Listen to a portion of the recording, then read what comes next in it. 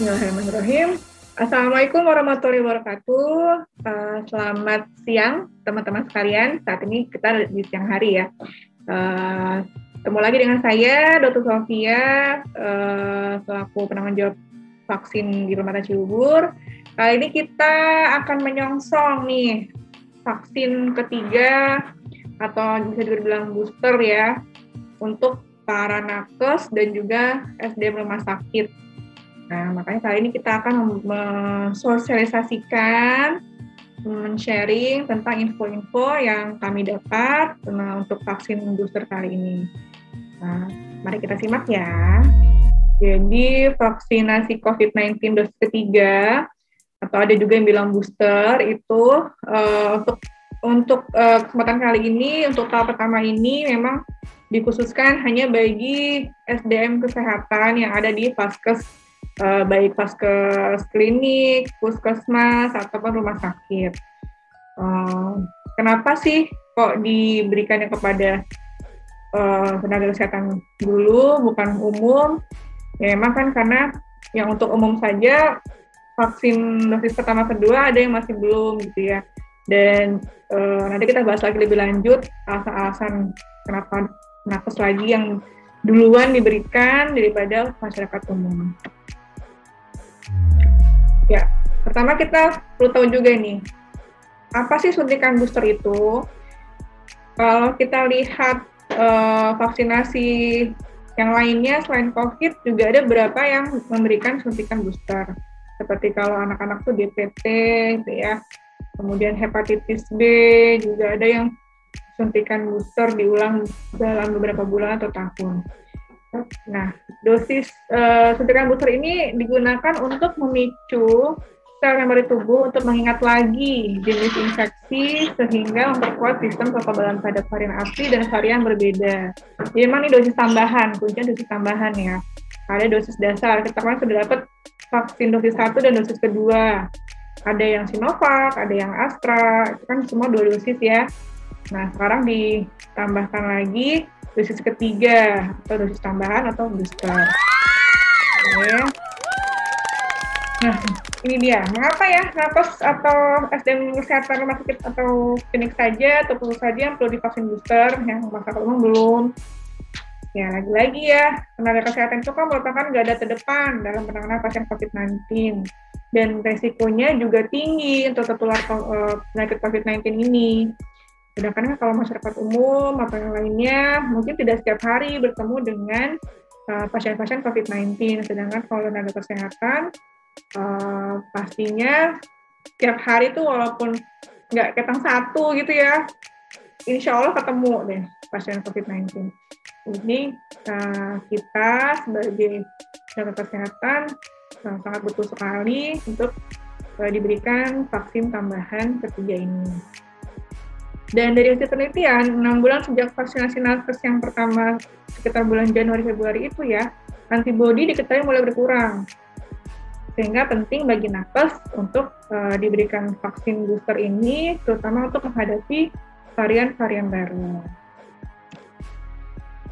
Nah, ini untuk kebijakan pelaksanaan dari Kemenkes, itu memang pertama tadi kita sudah sering kita ulang, yaitu hanya diberikan kepada tenaga kesehatan, asisten tenaga kesehatan, dan juga tenaga penunjang yang ada di fasilitas kesehatan tersebut. Jadi harus hanya untuk yang bekerja di fasilitas pelayanan kesehatan. Kedua, berusia lebih dari 18 tahun dan telah mendapatkan 2 dosis vaksinasi COVID-19 lengkap. Kalau baru 1 dosis, ya belum bisa. Kalau 2 dosis pun nanti baru bisanya setelah 3 bulan dari dosis kedua. Semua aturannya juga lebih ketat ya. Nah, sebenarnya vaksinasi dosis ketiga atau booster ini bisa menggunakan platform yang sama seperti kemarin, yaitu Sinovac, yang menggunakan jenis kuman inaktif ya, atau platform yang berbeda. Rencananya nih kita akan diberikan vaksin mRNA, yaitu merek Moderna, dengan interval nanti ya minimal pemberiannya 3 bulan setelah dosis kedua. Itu ya. ada juga yang bertanya, bagaimana sih efektivitas kombinasi dua vaksin inactivated yang dilanjutkan dengan vaksin mRNA? Jadi kan memang kita kemarin sudah diberikan 2 dosis vaksin Sinovac yang merupakan vaksin inactivated ya, yang kuman virus yang dilemahkan, virus COVID yang dilemahkan. Tapi kok malah diberikannya yang ketiga vaksin mRNA ya, bukan vaksin Sinovac lagi. Nah, ternyata nih penelitian menunjukkan antibodi yang terbentuk pasca vaksin booster mRNA itu naiknya cukup signifikan dan proteksi terhadap infeksi COVID-19 pun juga meningkat. Jadi maupun sebenarnya sih belum ada studi khusus ya untuk peningkatannya seberapa untuk vaksin ketiga, misalnya pertama keduanya inactivated lalu dilanjutkan dengan vaksin mRNA itu belum ada studi khusus. Tapi vaksin mRNA ini diketahui memiliki efikasi yang lebih baik terhadap varian-varian baru dibandingkan platform vaksin lainnya. Ya mungkin daripada vaksin inactivated lebih baik yang mRNA ini gitu kan, karena sudah digunakan juga di luar Indonesia walaupun dengan merek vaksin berbeda, terutama untuk varian-varian baru ya, terutama varian Delta ini. Makanya mungkin pemerintah juga para ahli memilih vaksin Moderna ini untuk nakes karena diharapkan efikasinya lebih baik terhadap varian-varian baru, terutama varian Delta, dan mudah-mudahan sih nggak ada varian lagi yang lainnya. Oke, tapi kalau misalnya ada seseorang yang dia cek antibody, saya sudah kena COVID, kemudian saya divaksin Sinovac sudah 2 kali, antibody saya masih tinggi tuh, perlu nggak ya saya divaksin booster ketiga ini?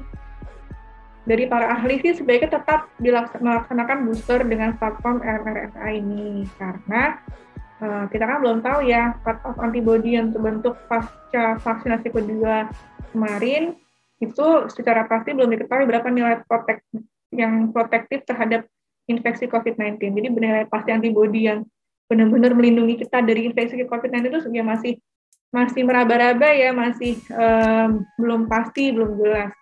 Karena itu ya daripada menunggu hal yang tidak jelas gitu kan, lebih kita yang pasti-pasti aja ya. Pemerintah sudah memberikan kita kemudahan untuk vaksinasi booster lagi, ya kenapa enggak gitu kan, gratis pula, nanti giliran bayar baru deh pengen gitu ya, telat kan jadinya ya. Nah selain itu efektivitas vaksinasi sebelumnya terhadap varian baru seperti varian Delta itu memang sudah berkurang, sehingga tetap perlu diberikan vaksinasi booster pada nakes. Efek samping vaksin mRNA itu apa saja? Apakah lebih berat? Ataukah ringan? Secara umum itu sebenarnya sama dengan vaksin inactivated. Seperti yang lalu kita pernah bicarakan, dan mungkin teman-teman juga sudah ada yang merasakan ya. Ada yang habis vaksin Sinovac kemarin meriang, ada yang keliangan, ada yang mual, ada yang ngantuk kebanyakan katanya ya. Ada juga yang dari kepala ya. Tapi jadi sebenarnya secara umum ya sama, semua vaksin tuh gejalanya hampir sama seperti itu. Memang dari beberapa testimoni yang sudah melakukan vaksinasi mRNA Moderna ini, biasanya yang paling umum adalah demam, dari meriang sampai demam tinggi. Itu biasanya dirasakan saat setelah vaksin atau 1-2 hari setelah vaksin. Tapi setelah itu hilang, hanya sehari saja minum paracetamol, itu mungkin ya kalau yang nggak kuat, besoknya sudah hilang, sudah seger lagi. Infonya seperti itu. Jadi mungkin nanti kalau saat yang vaksin akan kita jadwalkan per unit tidak bareng ya, supaya nggak cuti bareng, sakit bareng tuh semuanya, kasihan juga unitnya. Jadi begitu ya. Nah, tapi kalau kontraindikasi absolut dari vaksinasi, semua vaksinasi sebenarnya yaitu pastinya dia tidak boleh yang memiliki reaksi alergi berat terhadap komponen vaksin yang ada di vaksin tersebut. Atau dia pernah misalnya nanti vaksin pertama Moderna dia alergi berat, ya besok lagi nggak boleh lagi pakai Moderna. Nggak boleh dengan platform yang sama.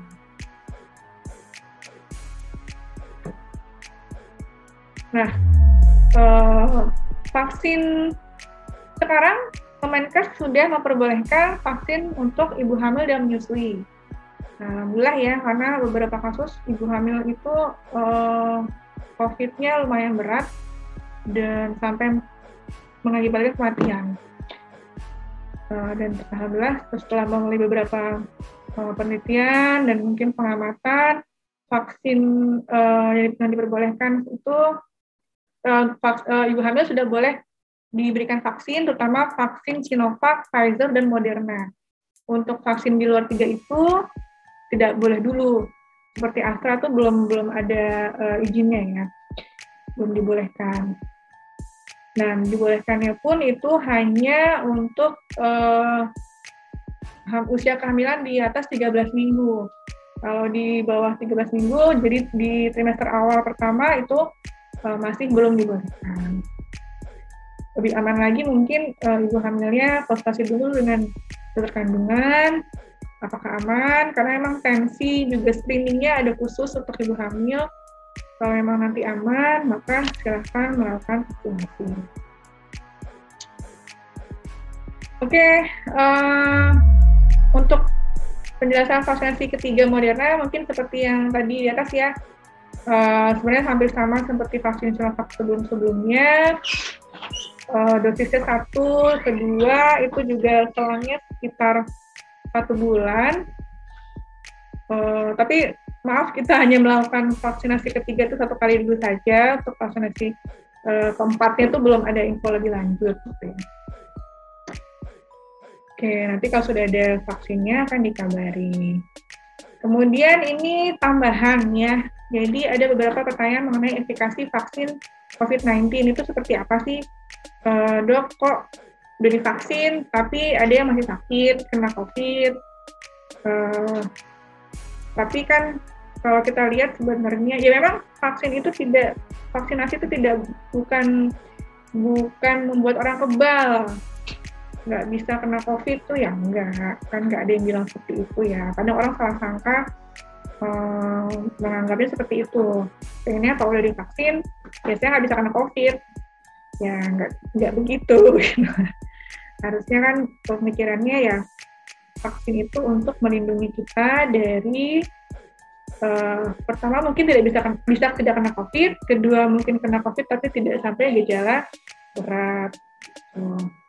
Supaya imun kita lebih kenal dengan penyakit itu dan lebih kuat untuk melawannya. Tapi secara detail untuk efikasi vaksin setiap platform ini kan saya sampaikan sedikit ya. Jadi efikasi vaksin itu adalah penurunan insiden penyakit pada kelompok yang divaksinasi dibanding dengan kelompok yang tidak divaksinasi pada kondisi optimal atau uji klinik. Jadi ini yang poinnya. Jadi efikasi vaksin yang sering diinfokan oleh medsos atau TV itu adalah pembandingan antara penurunan insiden penyakit COVID pada kelompok sudah divaksinasi dibanding yang belum divaksinasi, ya. Nah, kalau ini rangkumannya. Jadi dari uji klinis fase 3 itu didapatkan ini beberapa jenis vaksin yang mungkin yang sering kita dengar itu ada yang kita tahu vaksin Pfizer, Moderna, Astra, kemudian Sinovac dan Sinopharm ya yang sudah ada di Indonesia. Dari kelima vaksin ini seperti kita lihat efikasi yang paling tinggi memang pertama adalah Pfizer yang bentuknya mRNA. Sama dengan Moderna yang bentuknya mRNA juga, itu Pfizer tadi 95%, kalau Moderna 94,5%, beda sedikit ya. Jadi kenapa tadi memang pemerintah memberikan vaksin ketiga untuk napas itu Moderna ya ini, karena memang efikasi dari vaksin ini tinggi ya, dan mudah-mudahan sih semoga untuk varian Delta masih lumayan kuat, walaupun memang infonya untuk varian Delta ini semua vaksin itu mengalami tidak seoptimal efikasinya dengan varian yang sebelumnya gitu ya. Namun yang kita ikhtiar ya, sudah diberikan, pemerintah sudah memilihkan yang terbaik di antara yang baik. Jadi ya mudah-mudahan masih bisa memberikan perlindungan imun, kekebalan tubuh yang baik juga untuk varian Delta dan lain-lainnya. Yang ketiga tadi Astra, urutan ketiganya yaitu 90%. Kemudian Sinovac itu kalau di Indonesia kemarin 65% ya efikasinya ya. Sedangkan kalau di luar negeri itu sudah lebih baik. Kenapa ya kok di Indonesia lebih rendah? Kemungkinan nih, biasanya kan kalau Indonesia itu attitude-nya ya, lifestyle-nya, walaupun kalau orang luar negeri biasanya lebih patuh gitu ya. Sebelum divaksin patuh, sudah divaksin juga lebih patuh lagi, tetap patuh. Kalau Indonesia mungkin sudah divaksin, sebelum divaksin agak patuh, setelah divaksin agak kurang patuh gitu. Jadi malah jadi turun gitu kan, nggak terlalu optimal. Kemudian Sinopharm juga masih di bawah dari Moderna dan Pfizer juga Astra. Jadi memang sesuai ya, biasanya memang bukan biasanya ya, jadi setelah dari hasil penelitian dan testimoni para yang sudah divaksin, untuk Pfizer, Moderna, Astra itu kan memang gejala efek sampingnya lebih terasa ya. Ya mungkin memang itu imunnya terbentuknya lebih baik dibandingkan kalau Sinovac yang kalau kita rasakan mungkin tidak terlalu efek sampingnya tidak terasa atau malah ada nggak merasa. Nah itulah efekasinya mungkin juga tidak terlalu tinggi. Tapi lagi-lagi walaupun kita sudah divaksin dan sudah tahu kalau efekasinya tinggi, tetap harus lakukan prokes, tetap jaga tidak di kerumunan, tetap memakai masker, tetap cuci tangan, tetap jaga kesehatan, ya. Jangan jumawa kalau sudah divaksin, apalagi sudah vaksin 3, apalagi nakes biasanya lupa kalau sama nakes itu lebih potensial saling menularkan. Makan masih bareng-bareng, buka masker, tawa-tawa, ngobrol-ngobrol lama gitu ya. Akhirnya kena di antara nakes sendiri. Semoga kita tidak termasuk yang demikian lagi ya. Oke, teman-teman sekalian, saya rasa cukup sekian dari saya. Saya tetap mengajak teman-teman sekalian untuk melakukan vaksin ketiga, jangan takut, ini sudah banyak yang melakukan juga, efek sampingnya insya Allah tidak berat, lebih banyak manfaatnya daripada mudorotnya, gitu ya. Jadi bismillah, ulama dan para ahli pun sudah mengatakan ini baik, halal, semacam ikhtiar juga untuk kita dalam mencegah keburukan penyakit yang lebih buruk lagi, yaitu COVID-19 dan lain-lain. Oke, sekian dari saya. Terima kasih atas perhatiannya. Semangat untuk sehat, semangat untuk vaksin. Terima kasih. Assalamualaikum warahmatullahi wabarakatuh.